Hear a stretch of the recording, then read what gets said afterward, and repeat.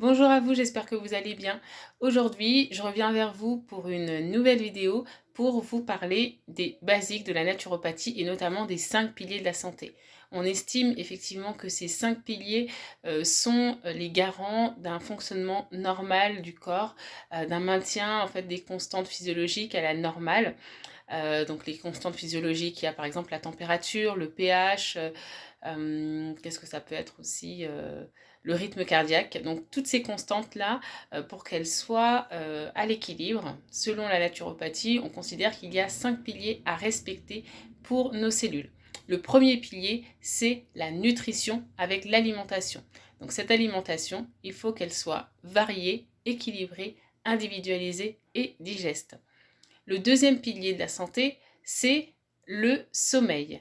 Le sommeil, ça va dépendre, ça va définir la qualité de l'innervation, donc les influx nerveux. Et pour ça, il faut qu'il soit de qualité et en quantité suffisante. En gros, je n'ai pas de mal à m'endormir, je ne me réveille pas la nuit ou je me réveille en forme. Le troisième pilier, c'est l'exercice physique et la respiration, et tout ça va conditionner l'oxygénation des cellules. Elles ont besoin d'être oxygénées, d'être aérées pour pouvoir bien fonctionner et bien pouvoir se développer. Le quatrième pilier, c'est la gestion du stress. La gestion du stress, le stress c'est en fait en lien avec l'information. Les cellules ont besoin d'être informées sur ce qu'elles vont faire. Est-ce que aujourd'hui elles ont besoin d'être mobilisées? Est-ce qu'aujourd'hui elles peuvent prendre un rythme beaucoup plus calme? Donc en tout cas elles ont besoin d'être informées pour savoir ce qu'elles vont faire. Et le cinquième pilier, c'est la reconnexion à soi. C'est le fait de se ressourcer, le fait de pouvoir recharger les batteries, un petit peu comme on le ferait pour un téléphone ou pour une voiture.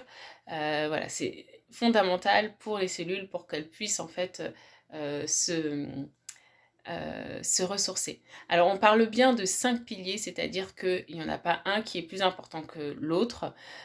Parfois c'est vrai qu'on met l'accent sur l'alimentation ou le sommeil, puisque on voit bien qu'il y a des signaux du corps qui montrent bien qu'il y a un problème à ce niveau-là.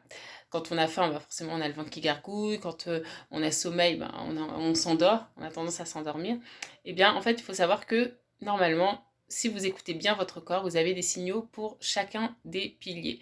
Donc il faut savoir les écouter et il faut savoir les respecter si vous voulez que votre corps soit au top.